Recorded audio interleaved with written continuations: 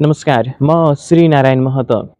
पर्साका बौद्धरमाई नगरपालिकाका 3 जना यतिखेर पैदल मार्ग हुँदै अयोध्या धामसम्मको यात्रा तय गरेका छन्। बौद्धरमाई नगरपालिकाका चन्दन यादव, सुरज कुशवाहा र गुड्डु शाह कानु छन्। उनीहरू गत सोमबार बौद्धरमाई मन्दिरको प्राङ्गणमा पुगेर पूजा-आराधना गरी यात्राको शुभारम्भ गरेका थिए।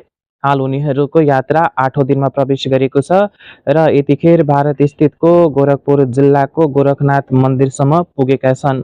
उनीहरू गोरखनाथ मन्दिरमा पूजा-आराधना समेत गरेका छन्। यति मात्र होइन, बीचबीचमा भारतीय नागरिकबाट पनि उनीहरूलाई असाध्यै माया पाएको देखिएको छ।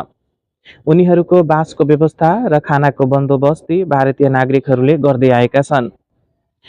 उनीहरूले भनेका छन्, जबसम्म अयोध्यासम्म हाम्रो यात्रा पुगिँदैन तबसम्म हामी यात्रालाई पूर्णविराम दिने छैनौँ। उनीहरूको खुट्टामा अलिअलि घाउ पनि परेको छ, तर यात्रा रोकिएको छैन।